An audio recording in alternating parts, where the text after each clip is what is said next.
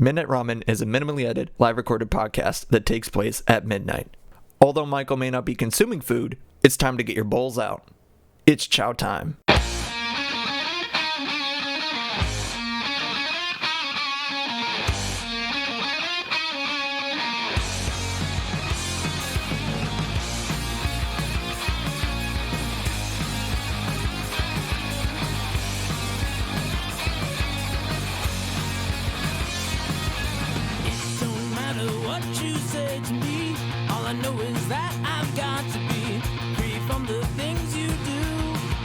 But welcome back to you. Break stride, sailing me. Free falling, choose my enemy. Free from the things you say. It will all come back someday. Good evening, gamers and other folks alike. You are listening again, or for the first time, or whatever, to Midnight Ramen, the live podcast with me, Michael. I hope y'all are doing good. It is Thursday, my guys. But no, I hope you're doing good. It's of course Thursday. Yeah, I mean, what else is to say about it? It's always been Thursday. I never record on any other day, ever. Or I didn't record early on the last podcast or show before. No, I never do that. I only stick to this day of the week or time of the week, because that's what I always found weird, because I started like before, or like start the stream before slash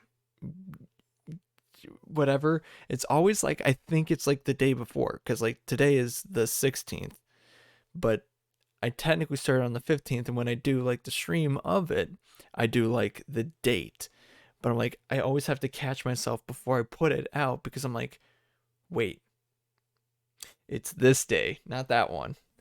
I always have to like catch myself a little bit early. And I think I always did that too with when I did this as a radio show back in college. Is like, I would like, I'd have to write down what the date was on the sheet, because like I'd have to, have certain things for music, because it was not long convoluted story, whatever. So I'd like write down what I was playing, but like at the top I'd have to write the date, and I'd always kind of catch myself, be like, did I start on this or this? Because technically I only did it on one of those days, but not the other, because I always tried to be as on top of the time to like play at midnight, but if it was, it was, it wasn't, I always try to be on top of that. But I'd always I think I definitely either submitted or like caught myself doing that, like writing it down the day, or like a day early. But yeah, anywho, I'm still ironically a little bit sick, so I'm gonna cough just a quick second. Get out of my system. But yeah, if you want to watch these live, you can watch it on twitch.tv/Melted Lyric Original, all one word, lowercase stuff, because whatever. Or find my channel. It's all one thing, just capitalized Melted, and then the M in Melted, the L in Lyric, and the O in Original, and you're good. And then you can also find me on other platforms such as YouTube and TikTok. I gotta get more on TikTok. I gotta do that more, because like when I do post, they sometimes do pop off. I mean, not big, but like, I gotta get on that. I gotta start doing more, or putting out more content on that, for sure. But you can watch the VODs of this, and eventually, if I get my shit together, other videos on my YouTube page, which is also the same thing that I was saying before. But yeah, I have ideas for like videos and stuff and content I want to make, but I haven't really gotten through with it. And if like, I mean, the main thing, like I always like I've been doing is like, I'm not saying that I'm going to do this now, but like I do a lot of my TikTok, post a lot of like Magic the Gathering pack openings and stuff like that, or opening like things like that. And I kind of want to do other content as well, but I keep pigeonholing myself into just doing Magic. But it's like, man, I gotta do other stuff too. Although I do have done bacon TikToks of my cat, and he gets the rounds. He gets good ones. Um, yeah, that's all I can really say about him. Because I think I hear him, but I also it could have just been one of my computer just making a similar sound. I don't know. I have no idea. But yeah, uh, he is a big boy. He's my baby boy. Yeah, and I've gone to lengths about him, and I like that cat. He's a good kitty when he wants to be. He doesn't really sleep by me any right now. Mainly because he has a lot of other places that he can sleep, and it's like, why get sometimes why get kicked out of the bed, you know, when you have this whole area for yourself and you can just spread out. It's like, why do that? Why not? Why not? Easy. It's comfy. But he likes to run around. As large as he is like, you see him coming, he's like, oh god, you like, something's about to happen. Although he goes like dun dun dun dun dun dun dun. Like he's pretty swift, but if he jumps off up onto a table or like off a table, you'll know. It sounds like something's crashing, like something fell off a table, which is kind of right, but it sounds like, something like accidentally fell off. It's funny.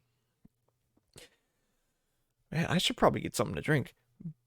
Which leads me to what actually probably the episode is going to be called. Because at work, we have Pepsi products. And I realized in like one of the fridges that we can like take out of, uh, that I could take out of, they have Sierra Mist, but it expires on the 27th, which is like 11 days from now. So this is like one of the last few cans of Sierra Mist. Um yeah. And I'm going to compare it to its predecessor, Starry, cuz I guess so. Cuz why not? Why not? Yeah. So I feel like I want to do a blind taste test, but like it's kind of hard to do that. And plus, like, there's only two of them. How am I alone? How am I supposed to do this? I'm gonna do Sprite first because, the old classic. Probably, we'll see what it is.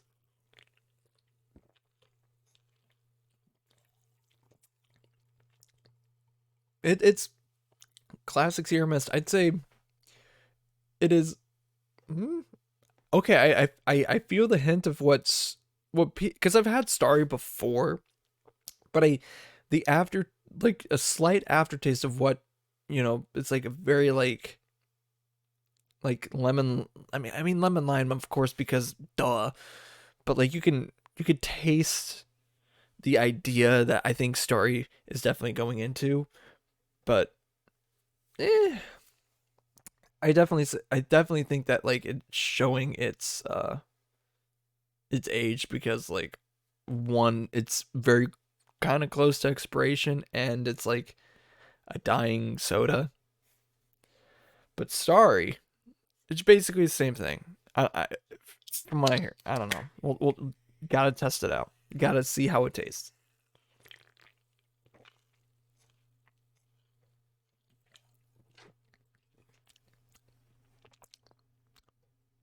Hmm.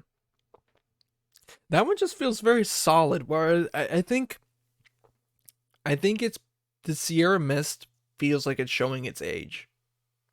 But like the Starry, either it's because I tasted it first, that Sierra Mist is like kind of eh, Let me just try it again.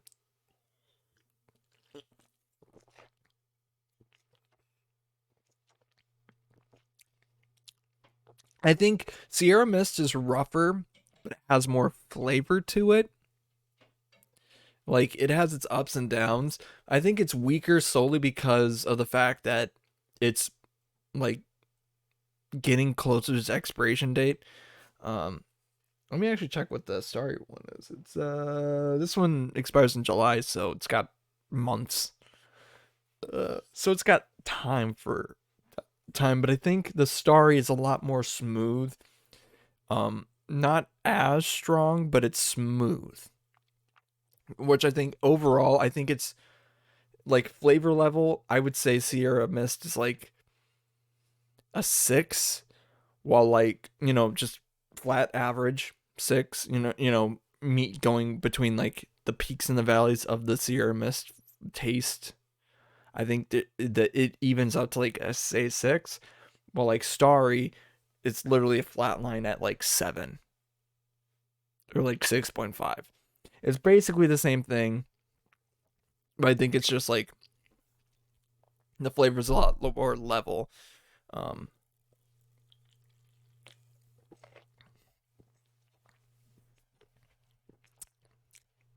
yeah, I think it's basically the same thing. Although that taste of Starry just kind of did not hit right. And I feel like the color and saturation or something in my room is just like, oh, yuck. Oh, that's too much. I'm adjusting with my phone. Yeah, 69. 69 is always good. 69 is always good. Yeah. The one, okay, another thing, and I think I'll talk about it afterwards, but I think Sierra Mist is definitely dying. I think Starry is definitely a good. Obviously it's just the same fucking thing, different name. Um, but I think people were just up in arms at like, what the fuck is this? It's the same thing. It's practically the same thing. Um, I think the idea of this, because it uses real sugar. Well, I think, yeah, caffeine free. Does it say that it uses real sugar? What's other water, high fructose corn syrup? Nope. I think the difference is that one uses sugar, one uses corn syrup.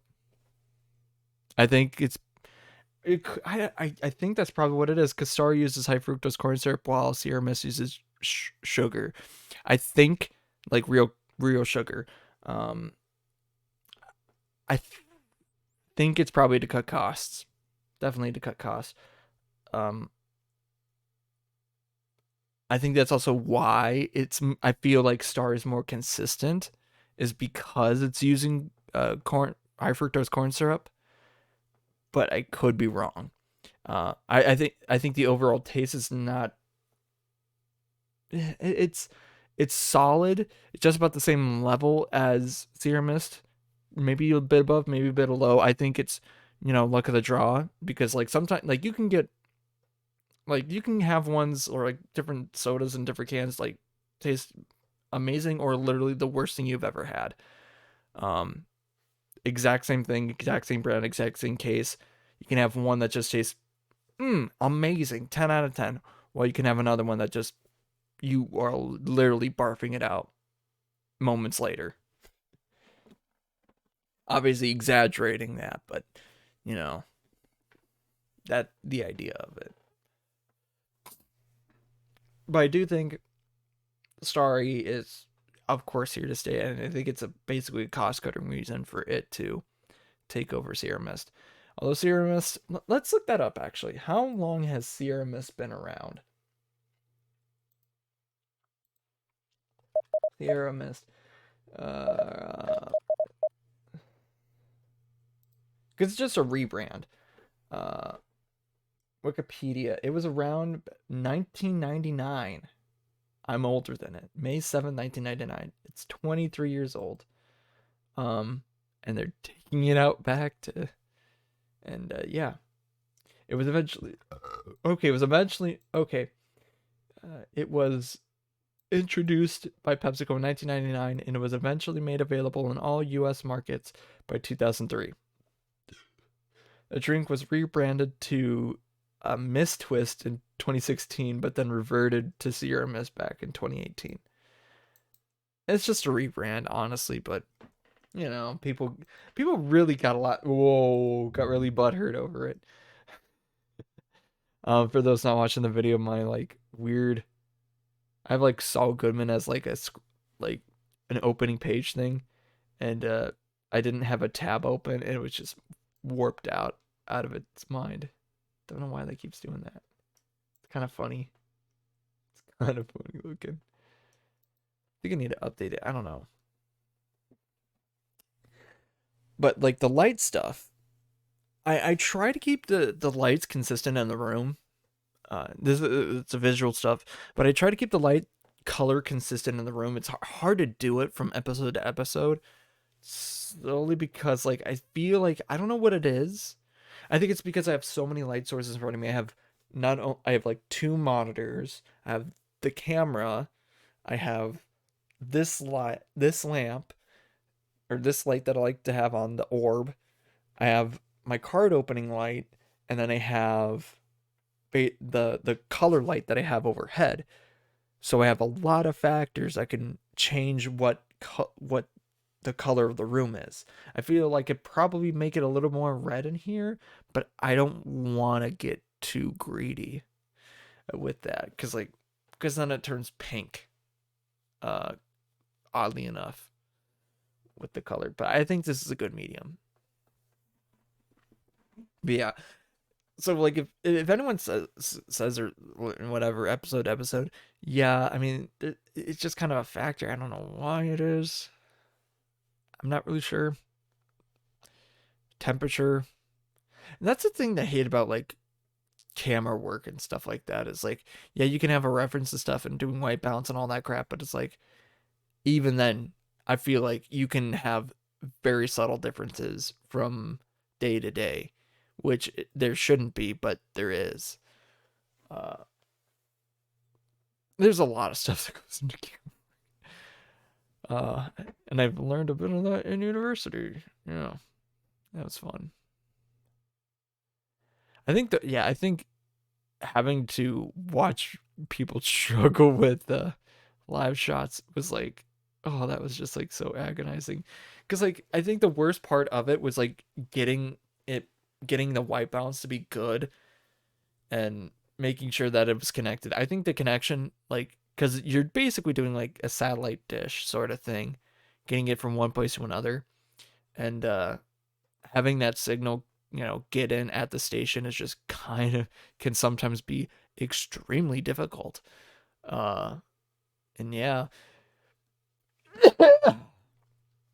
and other than that, I think the white balancing on it's probably the second hardest thing because you got to get it perfect or it's gonna be, or your whites are gonna be like basically blinding, or the details or whatever in your clothes aren't popping. Like it's so weird. Color correction, all that crap.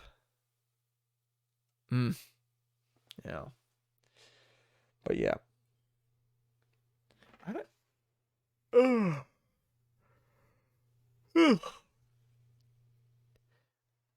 Now I've got to actually. I don't want to go into the magic bit already, even though I'm not extremely far into the episode. But I feel like I want to.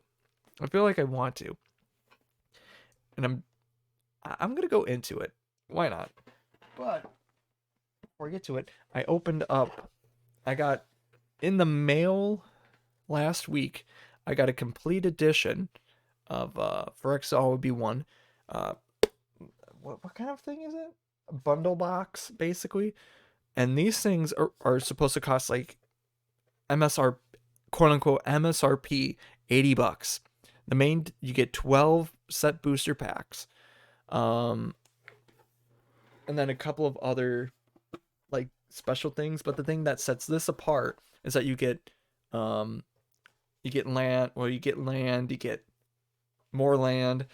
But the main thing that set this apart was getting a pack that had special lands and uh, mythics on top of it.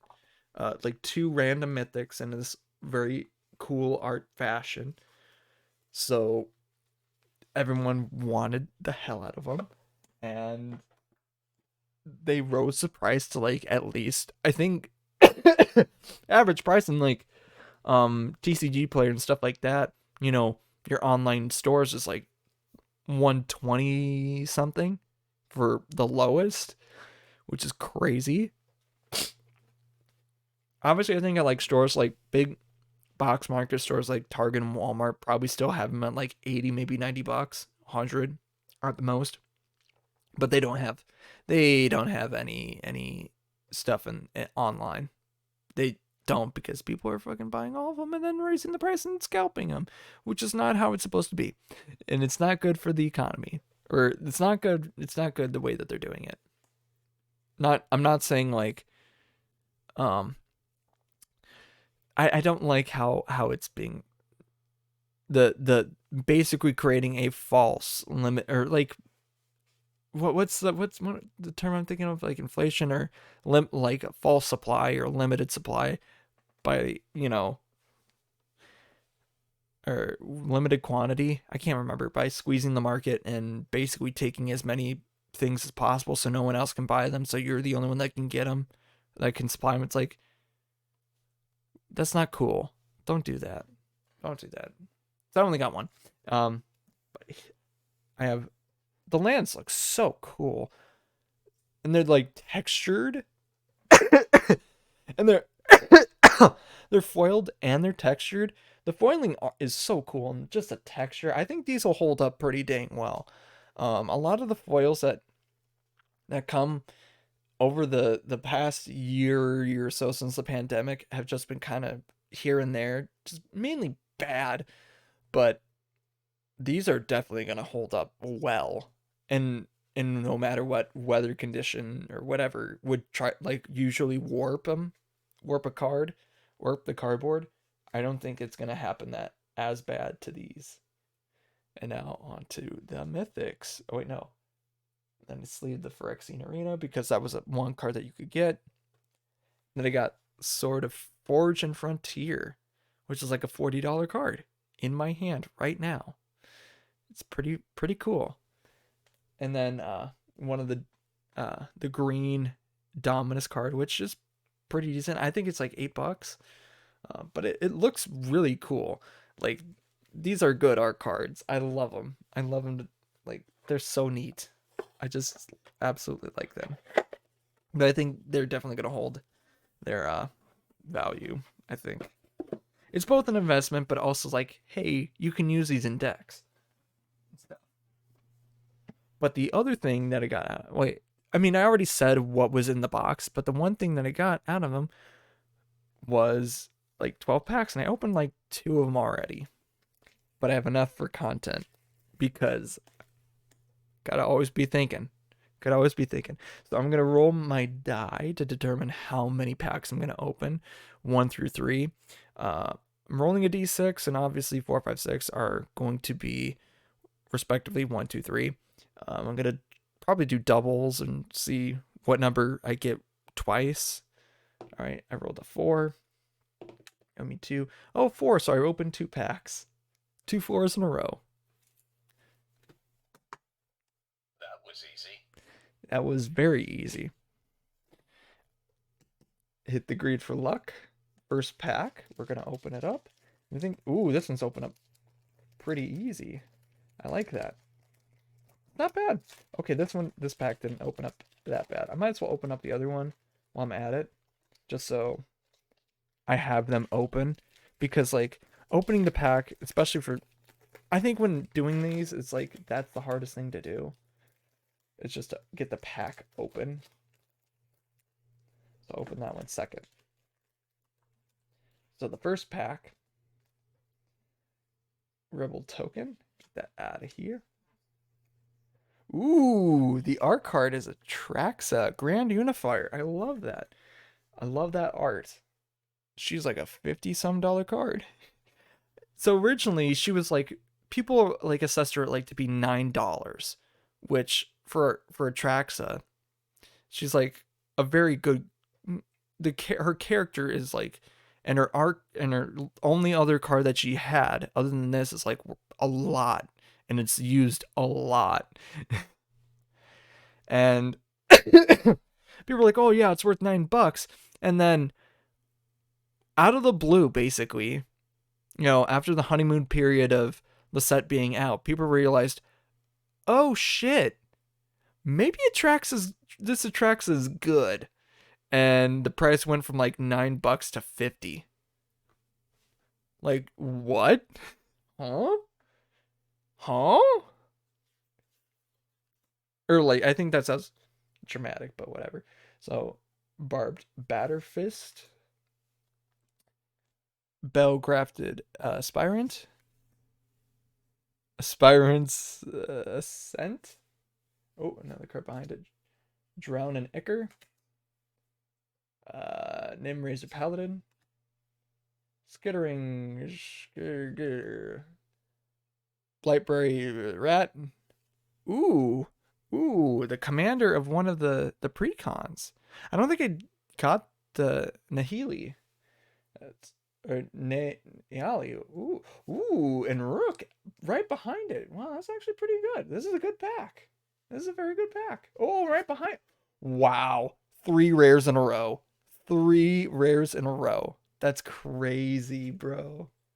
And the Volt Charge for the foil right behind it. God damn, 3 rares in a row. That's nuts. Actually, mythic and then rare. I should specify. God damn, that's pretty good. And I heard her deck is good. I should, I don't know why I don't have it. It's just weird that I don't. That's the first pack.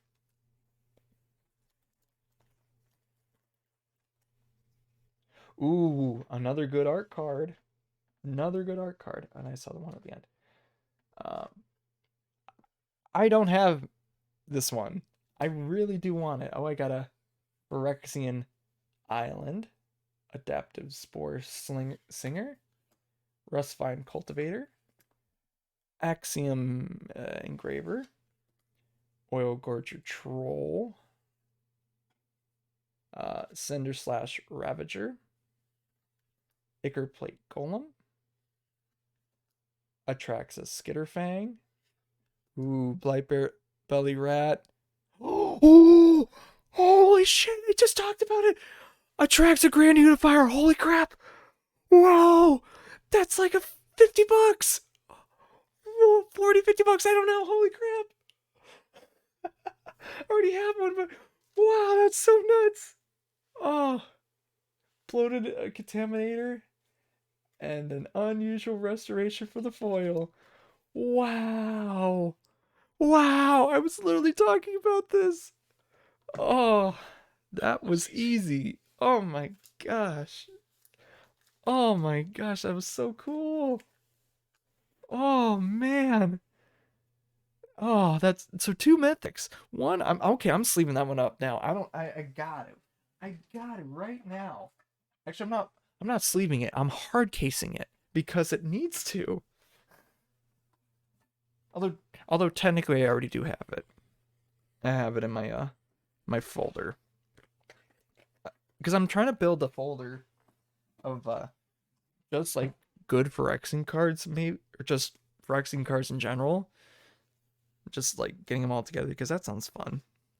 This is awesome. Out of this box, that's worth more. This card is probably worth more than the 2 oil slick cards that I showed earlier. The sword and the other Hunger Dominus one. Like, I'm not kidding. I wish I was. Showcase art. Let me look that up. Let me look up that price for that real quick because I need to know. I already know, but I need to see it. You know? I need to see it. Let's go to MTG player or TCG player. Atraxa. I can't spell. Tracks, Grand Unifier Showcase. Oh, it's 29 bucks. Oh, whatever. Foil is like 30 bucks. Yeah, the price is going down, but like it's still pretty good. It's still pretty good. That's nuts. I'm not, that's just bonkers that I got it out of that pack. Crazy, absolutely crazy. I might, honestly, I might sell it to get packs. That would be funny. That'd be very funny. So anyway, yeah, that's crazy, crazy. And I did one the other day on one of my previous my previous stream on like Monday that I usually do, and I opened like Yog or Gix Yawgmoth Praetor. Yeah, I did. It's literally right here, out of just a random pack. I'm just like, god damn, god damn. Yeah, right before I opened up the thing, I'm just like, oh, I opened a pack. And I'm like, what? It was crazy. It was very crazy.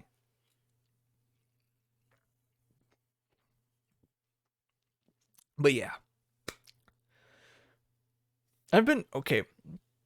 So there's this TikTok sound or like music or theme that I was like, I was like watching TikToks with my girlfriend, and doing, we're just looking, scrolling through TikTok, and one of the sounds is meow meow meow meow. I found where it came from.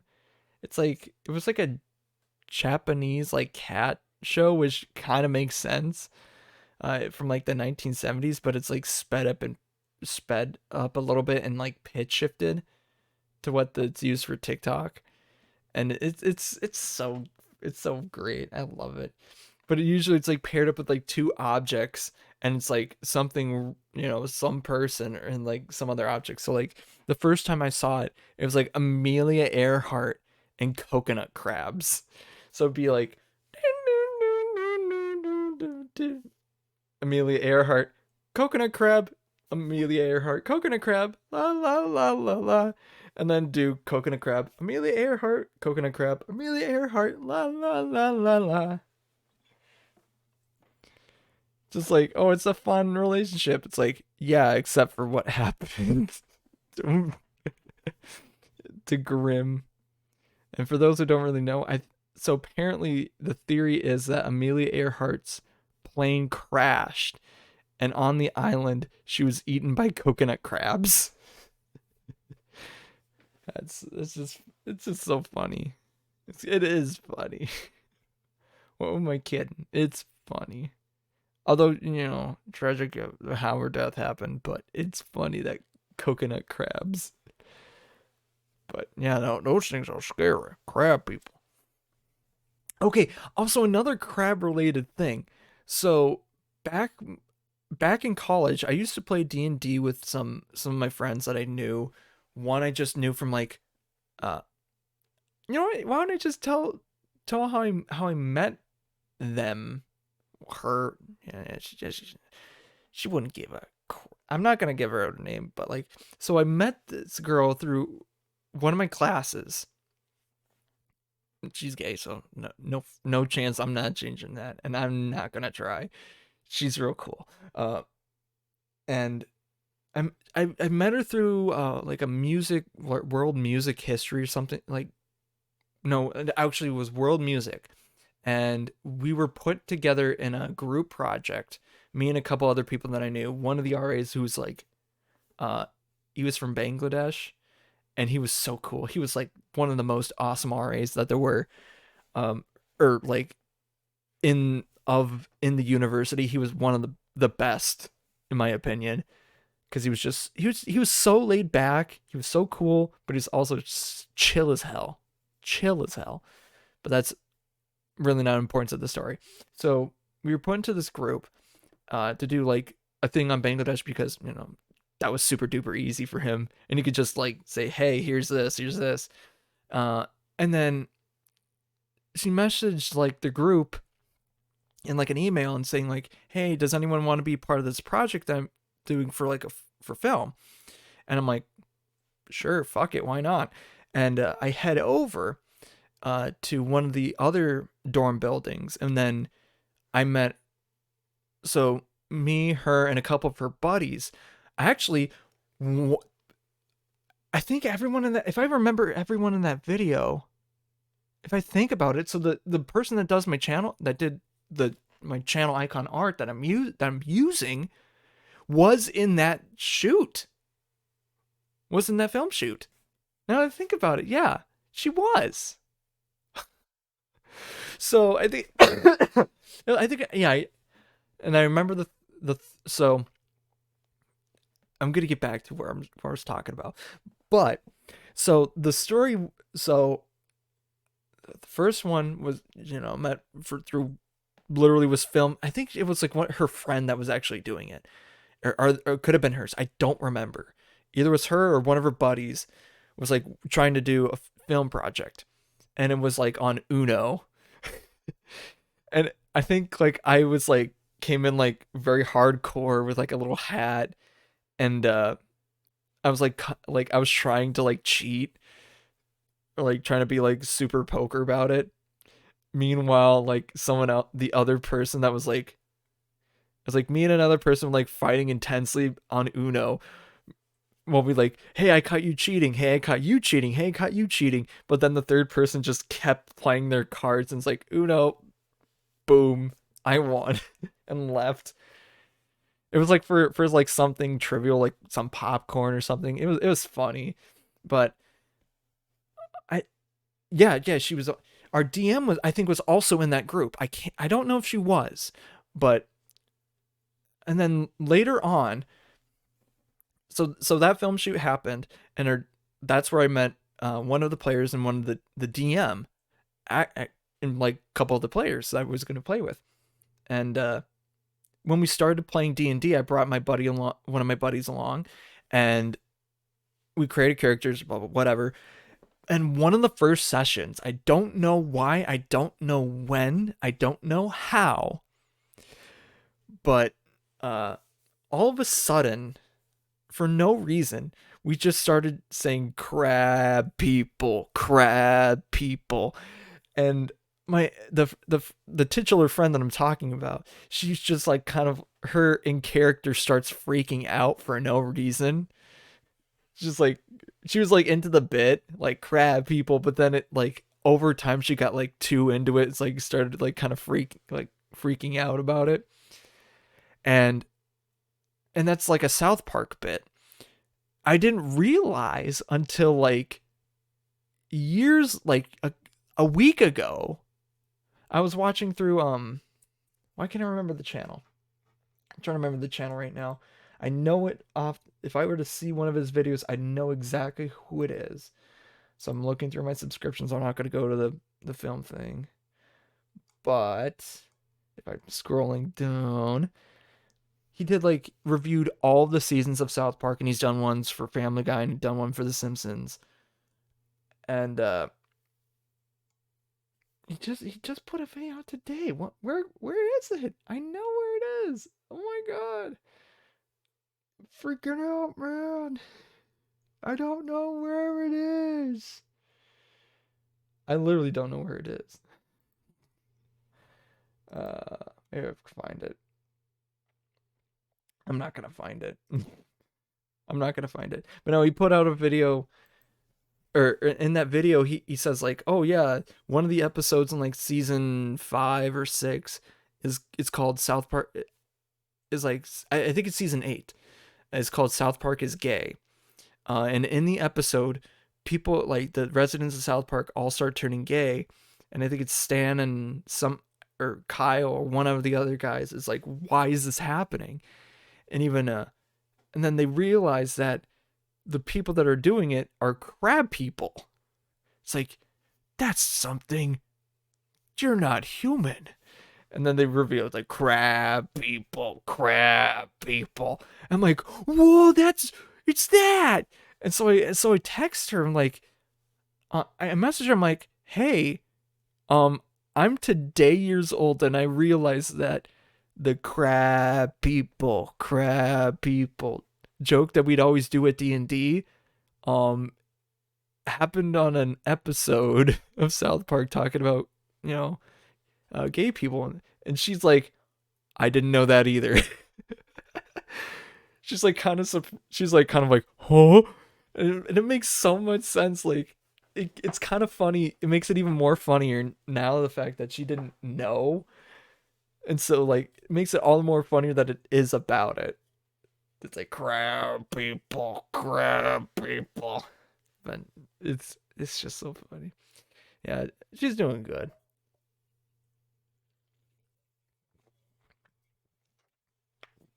Yeah. She tried to find me to see whose cat was coolest. She had to put one down, which was sad. Um, but no, she tried to steal. She tried to steal bacon. She didn't actually try, but she tried. She tried, but that can't happen. Especially when I had with my when I had an apartment with my girlfriends. Like there was no way that she was gonna get bacon. No fucking way. There's no fucking way that she was gonna get them. But yeah, it was playing D&D is I got to get back into it. Most of the people in that play group were kind of strangers. I only knew a couple people, but like a good chunk of them I didn't know, which I think is a way that D&D should be played in a way. Like you don't necessarily have to know every single person, maybe just one or two. Um, but knowing, I feel like, because it lends itself into like the party aspect, is like you're building that relationship. Like the party, the in-world party doesn't typically doesn't don't know each other. They don't know each other. So it helps to that chemistry, that as you're continuing this campaign, that you're getting that relationship not only in game but in real life. And I feel like that's very natural and a very good way of doing that. Uh, but I haven't done it recently, and I think a lot of my best stories have came from that. Um, I think the first D&D group that that I played with, like months before I got with the group with some of my friends, pretty much everyone in that room, except for like one or two people, were strangers. I may have seen some of the people around because like they were because I worked at the Memorial Union, and I've seen them around here and there, but I didn't really play. I didn't really interact with any of them until like one day I did. And I have some good stories on that one. I have some very good stories of that one. And I've made up some great things. But I've realized unintentionally, and I don't know what it is. I feel like there's like, pitfalls or trappings or things like that that certain players fall in. All of my characters must have Eldritch Blast, for one. Always. Doesn't matter how, don't know. I feel like that just happens. Or if they don't, something that's very strong and alternative to be basically their go-to. And they always somehow be obsessed with death. No matter what. Always happens. My first character somehow became got 3 books together, like the Necronomicon, Book of the Dead, and then comically we had the Subway sandwich manual, instruction manual for the third one, to become the master of death. So basically bring someone back to life. That was kind of a funny story arc. But yeah. And my other character that I did with my main group, that with some of my friends, his patron, because he was a warlock, was Anubis, which is like, a god of the dead. Basically, he was like leading him into the afterlife, or in the universe. He was like basically showing up, leading the spirits into the afterlife and where they go. Kind of. I think that's kind of how it is in the Egyptian whatever, but that's neither here or there. But that campaign was about all gods. Like, oops, all gods, but now they're trapped in boxes. Yeah. I think it was supposed to be a Rise of Tiamat sort of thing, but I can't remember. But yeah, those were very fun times, I gotta say. I think one time we played at the top of Nelson, which is one of the dorms like that is 12 stories, and I think it talked about it last episode. But the 12th floor lounge, the top floor of that lounge, we were playing D&D up there during the Super Bowl. I think it was like the 2020 Super Bowl. Like we were playing, but we were also kind of like watching the Super Bowl. But like, you know, a bunch of people playing D&D. The only reason we're there is we're watching the ads and the halftime show. That's the only reason that we were watching, realistically. Um, but yeah, that I love that. I want to play again. I really do. And I played with some of the online guys, and that one, that one, just I think scheduling, and that's the worst thing about D&D, is like trying to get people together to consistently get, to play. You can only do so many one shots, but it's a lot more when you can have a dedicated campaign, have semi-frequent sessions, because you gotta have that like either weekly or bi-weekly, because if you do a monthly, oh my god, you gotta have a long one. You gotta have a very long D&D session if you do that, because I no, you gotta make that a whole day. No way. If you're gonna do that once a month. But it got to a point where it's like, yeah, I feel like in a lot of campaigns that didn't finish, the first one I did technically, it did. And the rest kind of just faded off because people didn't have good schedules and we couldn't get together, and and that's the thing that sucks, is scheduling. You can never win. You never win, no matter what. And it stinks. I just hate it. But it is what it is. And I gotta fill 12 minutes up. I gotta feel like 12 minutes up with what? With what? I don't know. Oh yeah, well, daytime savings is on, and I'm kind of happy that I can actually look out my window at 7 p.m. or, be outside at 7 p.m. and still have light. Like, goddamn. Still have be light outside. That is crazy. I am excited about that.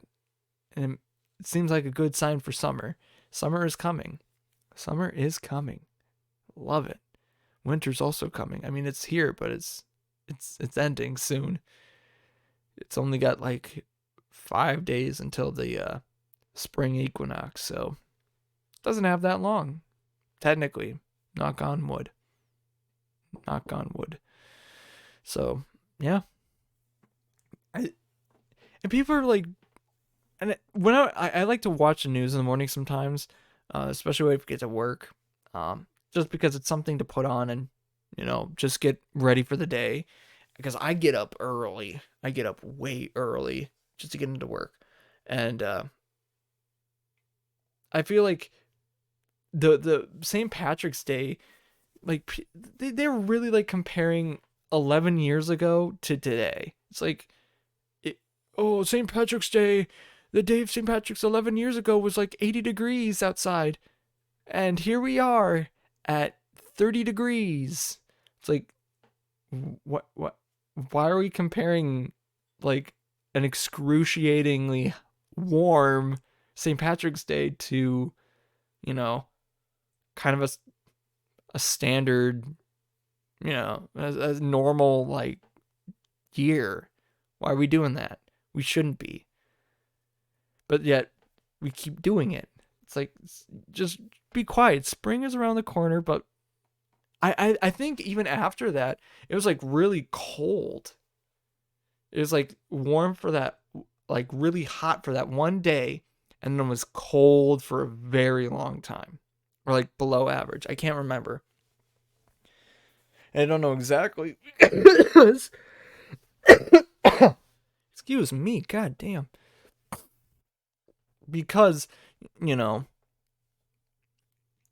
eh, I lost my train of thought. That's a big thing. I just lost my train of thought.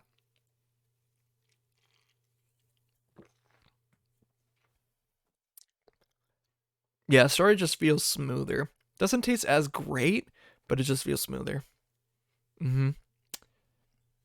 I think the flavor is a lot more consistent, and like there isn't no like weird aftertaste, and it's like the combination of whatever is just trying to fight itself. It's like no, it's solid in what it wants to do, and I think that's probably because of the corn syrup.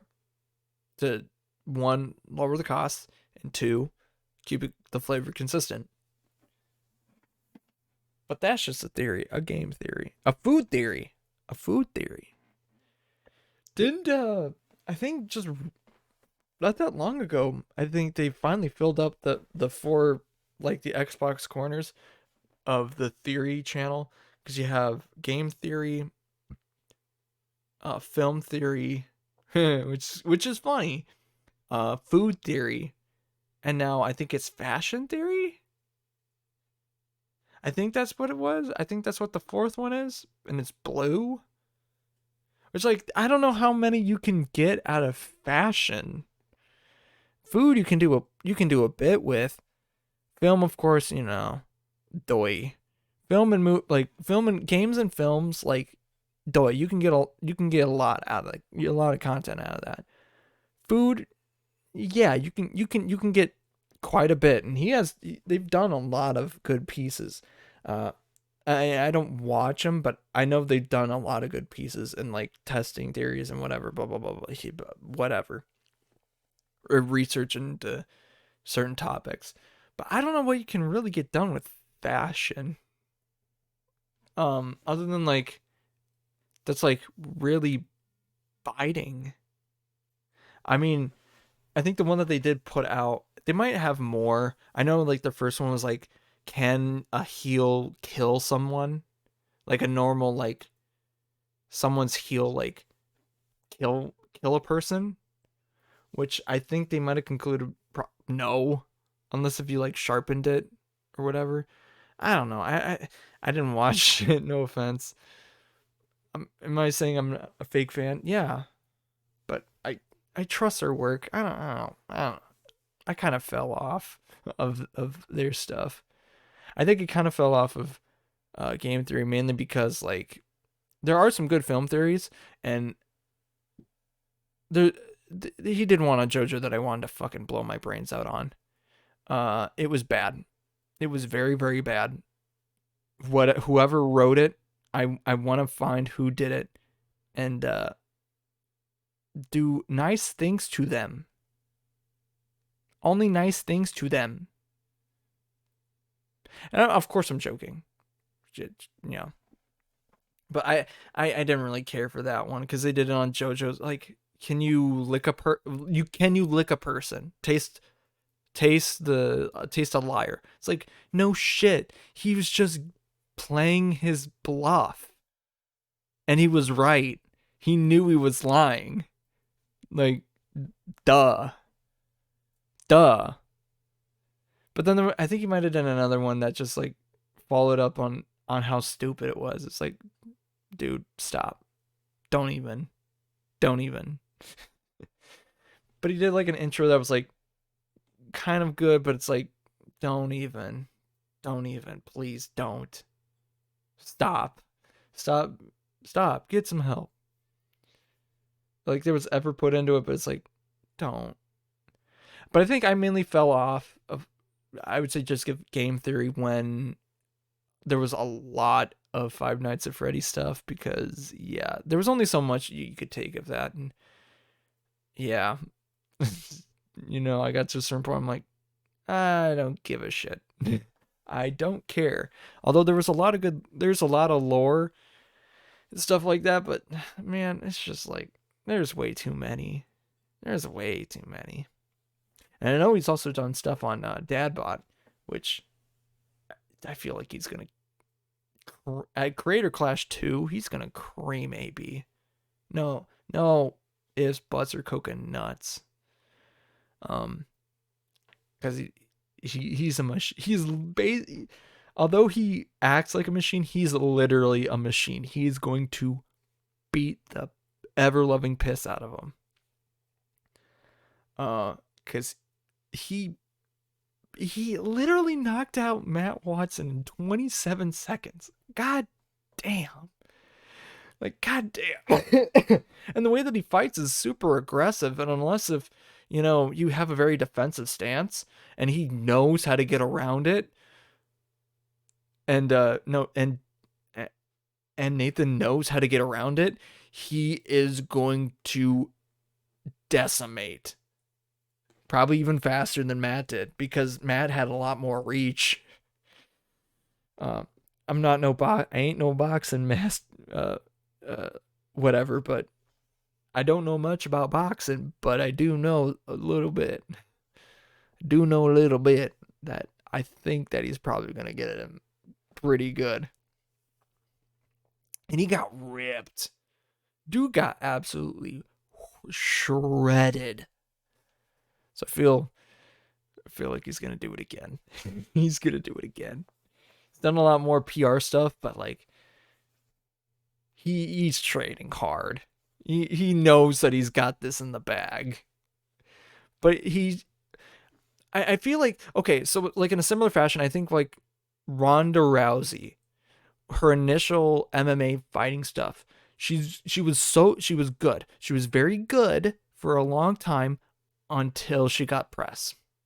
Until she got, a lot of press stuff, a lot of interviews, a lot of going on talk shows and stuff. So she didn't have time to train.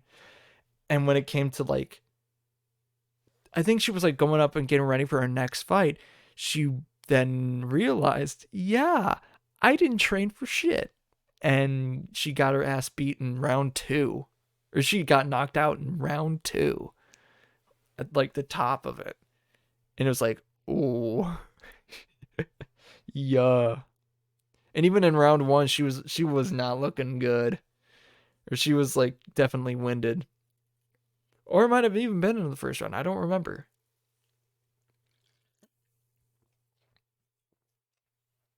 But yeah, I feel like I do remember that. Or I don't. I honestly don't remember. I forgot. But yeah, that fight, the fight that she lost her like champion streak or whatever. It's like, you knew, like if you saw what she was doing, she was doing a lot of press stuff. She was, stuff for the press, a lot of interviews, but so she wasn't training, and her opponent was training. So of course her opponent kicked the ever loving shit out of her and punched and throw whatever. And yeah, I think she still does things, but she's not as like prominent as she was before. And especially for someone of, her age and of that profession, like you don't want to be doing that for that long, because MMA fighting is dangerous as hell. Like dangerous as hell. Ugh. But yeah, I think it's time to wrap it up here. So I'd like to thank you guys for listening. Thank you for watching. If you want to watch me film these live, you can go to twitch.tv/Melt the Lyric Original. All one word. No case sensitive stuff if you put it in the tab. Or, tab, look it up that way. Or if you search it up on Twitch, it is Melt the Lyric Original. All one word. But capitalize the M in Melted, the L in Lyric, and the O in Original. That's the same thing for my other platforms like YouTube, where you can watch the VODs of these at my YouTube channel, Melt the Lyric Original, or stuff on TikTok. I do TikTok stuff. I probably might post the highlight of me pulling a track on there. I don't know. It's just funny. But like, I can't believe I literally like called it. I was gonna pull her. That's nuts. That is nuts. But yeah. Again, sorry if throughout the podcast again, I'm sorry if I'm like it sounded a little like coffee or whatever, but like I don't know what it is. I don't know what it is. I still have it. I still have like a weird just like coughing thing, or my lungs aren't like strong enough. Yeah, I don't know. I don't know what happened. But like I've been just like coughing here and there, not as like prominent, but you know, being in it. I think in this room, I'm like I am prone to cough a lot.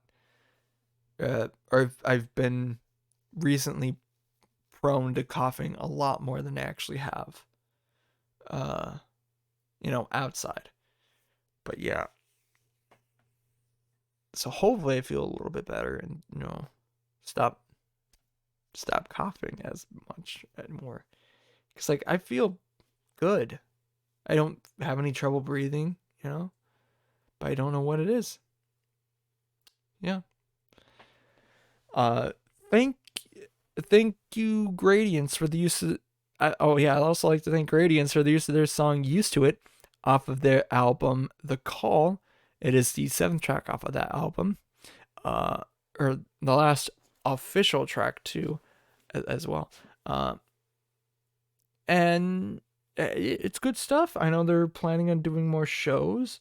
I think they're doing more stuff up in the Dickinson area or something. I can't remember. I have to look. I thought they just posted a thing of what they're doing, but I feel like they're doing more shows in North and South Dakota. I don't know. Last time I checked, but yeah, the boys are doing well, and I hope y'all are doing good. And again, thank you for listening and watching and all that other stuff. Blah blah blah blah blah. But yeah, and yeah.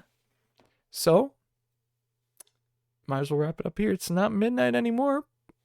It is actually 101, which means it is not actually midnight here, but it's midnight somewhere. But until it becomes midnight here again, I'll see you later. Bye bye.